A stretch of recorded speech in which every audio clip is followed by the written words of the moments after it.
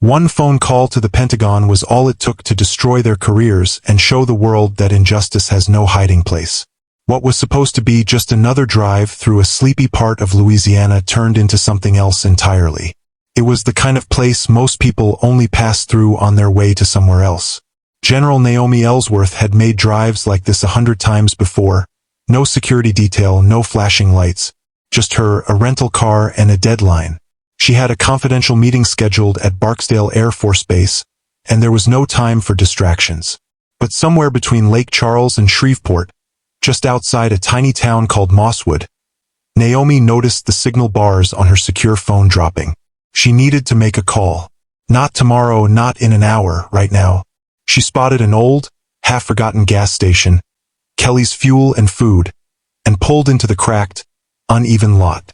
It wasn't pretty, but it would do. Naomi parked near the edge of the building, away from the front door where a few locals were gathered, leaning on pickup trucks, swapping stories in the sticky heat. She didn't think twice about it. To her, it was just a place to get a quiet minute.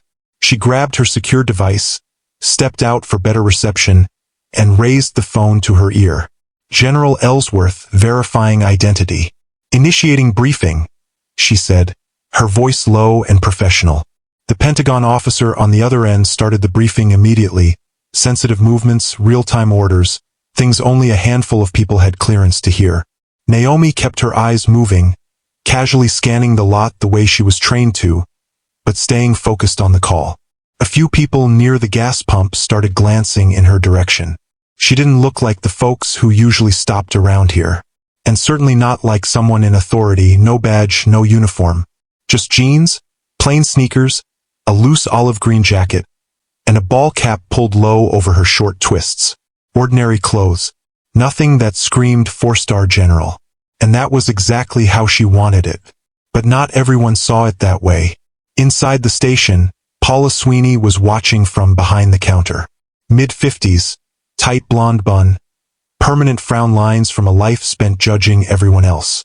Paula didn't see a highly decorated war hero. She didn't even see a woman making a phone call. She saw what she wanted to see. Trouble. Paula picked up the old landline and dialed the Mosswood Police Department, her voice low so the customers wouldn't hear. "Yeah, we got a suspicious woman out here by the pumps," Paula said. "Real shady. Might be on drugs or something. Acting strange. You'll better come check it out." She hung up before they could ask too many questions. Across town, two officers heard the call over the radio and rolled their eyes. Nothing much ever happened in Mosswood. They didn't mind stirring the pot a little if it broke up the boredom. They threw on their sunglasses, jumped into their cruiser, and sped toward the station. Meanwhile, Naomi remained by her car, trying to stay laser-focused on the conversation. The Pentagon was relaying crucial information that couldn't afford to be interrupted. But she had no idea that trouble, real trouble, was already on its way. Just as Naomi reached for her next orders, she noticed flashing lights reflecting off the station windows. Everything around her started to shift. The cruisers screeched into the lot, gravel spitting out from under the tires. Naomi lowered her phone for a second, squinting at the flashing reds and blues. Two officers jumped out before the car had even fully stopped. The taller one, Officer Randall Cooper, mid-30s, buzz-cut, barrel-chested, unhooked his holster with a quick flick. The other officer, Shaw Delaney, leaner, younger, and too eager, mirrored him. Both of them moved like men looking for a fight. Naomi felt the air tighten around her. She calmly placed the secure phone on the hood of her car and kept her hands visible, palms open. Her voice stayed measured, controlled, just like they taught her at West Point all those years ago. "Good afternoon, officers. How can I help you?" she asked. Cooper barked back. "License and registration. Now." Naomi offered a half-step forward, reaching slowly for her wallet tucked into her back pocket. "Absolutely. My ID is right here. I'm active duty military. General Naomi Ellsworth. I'm on official business." Delaney scoffed. "General, huh? You expecting us to believe that?" Naomi pulled out her military credentials and federal travel orders, extending them toward the officers with steady hands. Cooper snatched them away, barely glancing at the documents before shaking his head.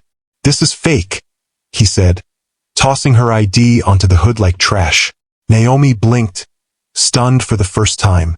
"Sir, I assure you." "Shut up," Delaney snapped. "You think you can play us, lady? You picked the wrong town for that." A small crowd had begun to form: customers, station workers, drivers who pulled in for gas and decided to stick around for the free show. Some whispered, some laughed. No one stepped in. Naomi's training screamed at her to de-escalate, but every instinct told her that these men weren't looking for answers. They had already decided who she was, and worse, what she wasn't. Officer Naomi tried again, her voice low and even. "Please contact your supervisor. You're making a serious mistake." But Cooper already had cuffs in his hand. "Turn around. Hands behind your back." Naomi didn't move. She stood her ground, not in defiance, but because something inside her broke loose. Something heavy. "I am a general in the United States Army," she said, her voice sharp now. "You are unlawfully detaining me." Cooper laughed. Actually laughed. Loud enough that the people watching heard it echo against the pumps. "Yeah, and I'm the president. Now, turn around." Before Naomi could say another word, Delaney grabbed her arm roughly. Cooper forced her other wrist behind her back. The cuffs snapped tight enough to pinch the skin. Naomi clenched her jaw, swallowing the flood of humiliation that rose up hot and fast. Somewhere behind her, the secure phone, still connected to the Pentagon, clattered to the ground. The voice on the other end, hearing the chaos, started yelling her name.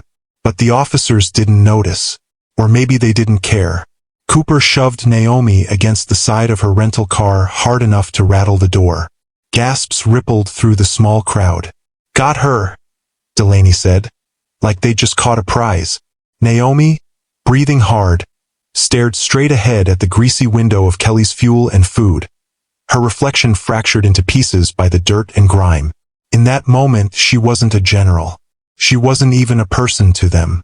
She was just someone to be thrown around because they could. But inside the Pentagon, alarms were already blaring, and Naomi's disappearance wouldn't stay unnoticed for long. Back at the Pentagon, the secure call had gone from strange to alarming in under 60 seconds. Lieutenant Commander Bryce Hanley, sitting behind a wall of monitors in Washington, D.C., stared at the blinking line labeled Gen Ellsworth. Secure. The audio feed was a mess.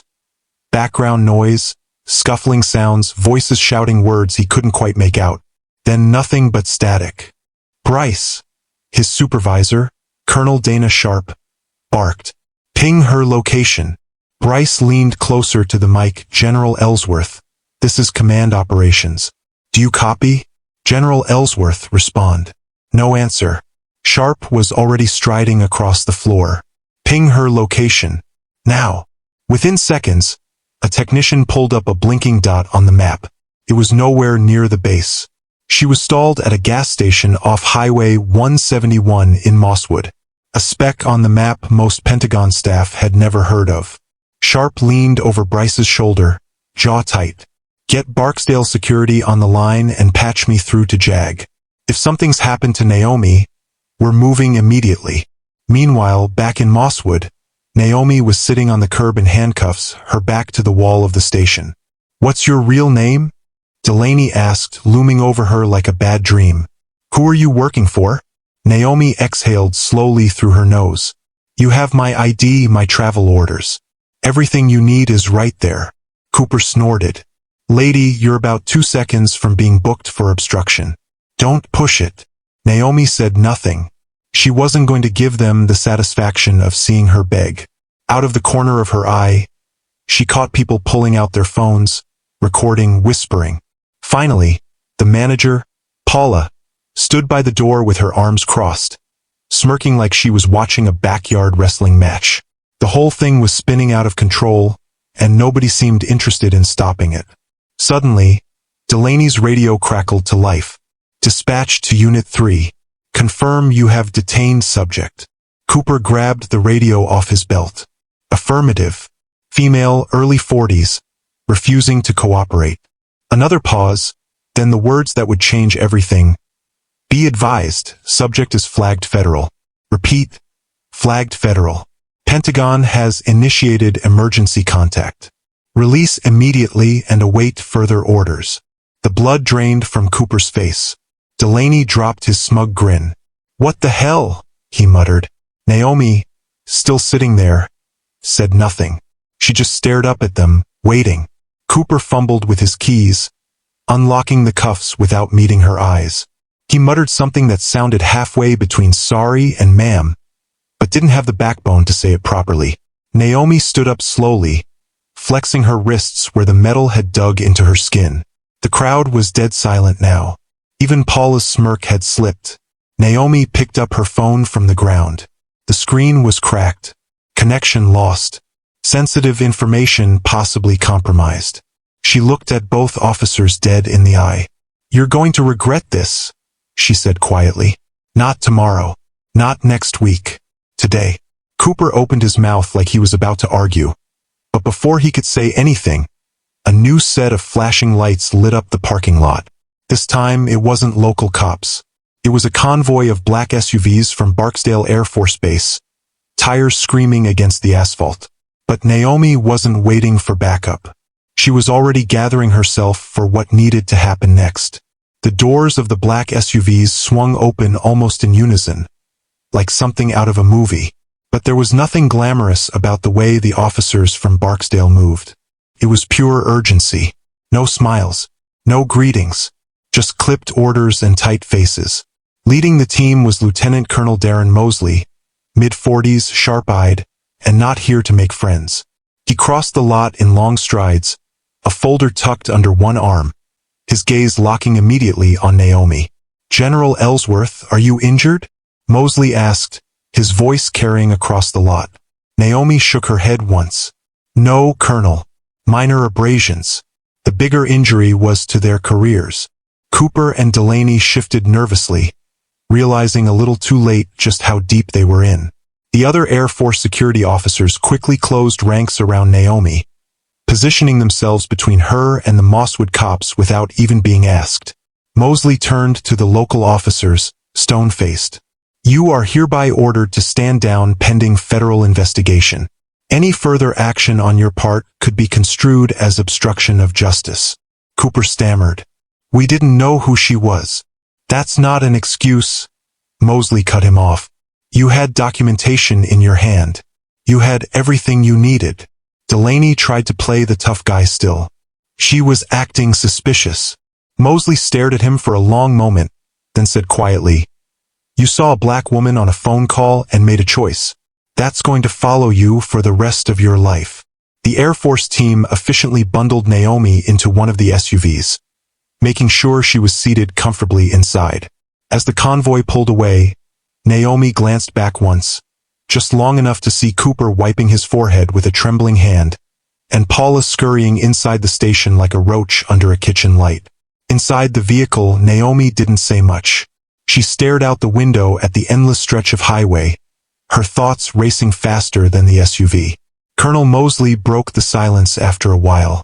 Pentagon's coordinating a full investigation, ma'am. Internal Affairs, Civil Rights Division. It's going public whether Mosswood likes it or not. Naomi didn't nod. She didn't smile. She didn't flinch. They should have known better, she said simply. Mosley nodded in agreement. They're going to find out what it feels like to be seen for who they really are. The convoy sped past fields of tall grass and leaning telephone poles, heading toward the Air Force Base where Naomi's authority and her dignity would finally be recognized again. But Naomi knew the real battle was just beginning, and this time the whole country would be watching. News of the incident hit national headlines before Naomi even finished her debrief at Barksdale. Someone had posted the cell phone footage online, raw, grainy video showing two Mosswood cops handcuffing a woman who calmly explained she was a U.S. Army general. No shouting, no resistance, just the unmistakable look of someone being stripped of dignity by people too blinded by arrogance to see it. It spread like wildfire. By morning, Mosswood wasn't just a dot on the Louisiana map anymore. It was the center of a growing national outrage. Networks ran the story on repeat. Commentators shook their heads in disgust. Civil rights leaders called it a clear case of racial profiling and abuse of authority. Even veterans organizations, usually careful not to wade into political waters, issued statements demanding justice for General Ellsworth. Back in Mosswood, the police department scrambled to do damage control. Chief Vernon Grady, a man more familiar with hunting deer than handling press conferences, stood in front of a sea of cameras, sweat beading under his cowboy hat. "We regret the misunderstanding," he stammered, avoiding eye contact with the reporters. "The officers involved have been placed on administrative leave pending a full review." A young reporter from Baton Rouge cut him off mid-sentence. "Chief Grady, why were trained officers unable to recognize military credentials clearly presented to them? Was race a factor in this so-called misunderstanding?" Grady stumbled over his words, muttered something about high tensions and mistaken identity, but everyone watching knew. The department was cornered. They had no real defense. Meanwhile, Cooper and Delaney had gone radio silent. Their names leaked within hours, splashed across headlines, social media, and public outrage forums. Anonymous sources from inside the department revealed that both men had prior complaints, excessive force, racial profiling, swept neatly under the rug before. Not this time. Civil rights attorneys from New Orleans and Washington, D.C., filed official federal complaints on Naomi's behalf. The Department of Justice opened an independent investigation. Even the Louisiana governor weighed in, calling the incident an appalling miscarriage of justice against a national hero. It wasn't just about Naomi anymore. It was about every person who had been doubted, dismissed, degraded because of a uniform they didn't wear, a color they couldn't change, or an assumption they couldn't stop someone else from making. At Barksdale, Naomi was briefed constantly, her lawyers, Pentagon officials, even a White House liaison calling for updates. She answered every question with the same steady voice she had used to command troops in war zones. But when she was alone, in the quiet of her quarters, the weight of it pressed hard against her chest. Not because she was surprised, but because after all the medals, after all the service, after all the sacrifice, in a dusty parking lot in Mosswood, none of it had mattered. Still, she hadn't spent her life running from battles. And she sure as hell wasn't about to start now. But if Naomi was going to speak, she knew she had to do it on her terms.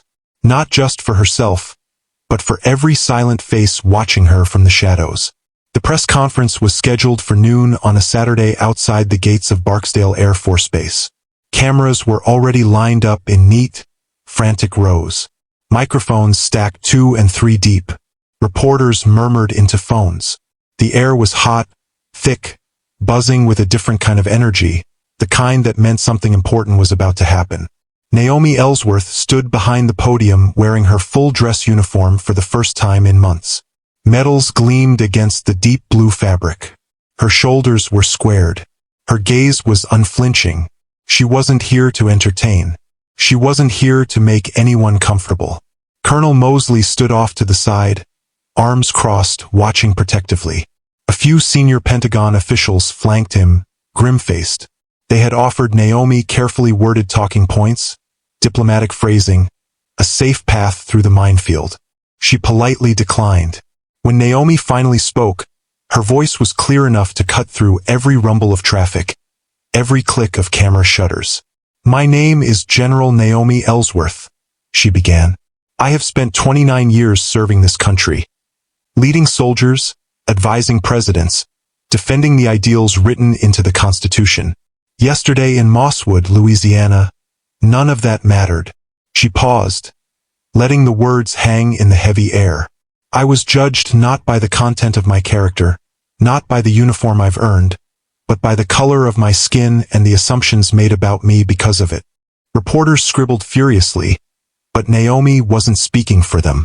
She was speaking to the people who had seen the video, who had felt a familiar pang in their gut, a sharp memory of being doubted, demeaned, or dismissed.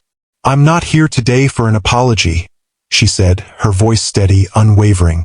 "I'm here because silence is not an option. Accountability matters. Respect matters. Human dignity matters. And none of these are negotiable based on someone's prejudice or ignorance." Behind the cameras, members of the local community had gathered. Black families, veterans, students holding handwritten signs. Naomi caught glimpses of their faces, some angry, some hopeful, all of them waiting for something they hadn't seen enough of lately. Real leadership. Injustice is not new, Naomi continued. But change only happens when enough people refuse to look away. She finished with no dramatic flair, no rehearsed slogan, just the truth. I was not humiliated yesterday. They were, and history will remember it that way. She stepped away from the microphone without waiting for questions. The applause started small, just a few claps from the crowd, but quickly grew into something real, something alive. As she made her way back toward the base, Naomi didn't walk faster or slower. She moved with the same steady pace she always had, one step after another, carrying more than just her own story on her back. Because she knew the world wouldn't change overnight. It might not even change in her lifetime. But maybe, just maybe, it would change a little because she refused to stay quiet. When you're treated unjustly, your voice is your greatest weapon. Speak the truth even when your hands are shaking. Someone out there needs the strength you show. If you believe in standing up for dignity and accountability, share this story. Speak up when you see wrong. Change starts with people willing to call it by its name. If you enjoyed our story, please subscribe to our channel for more inspiring stories and don't forget to like and share.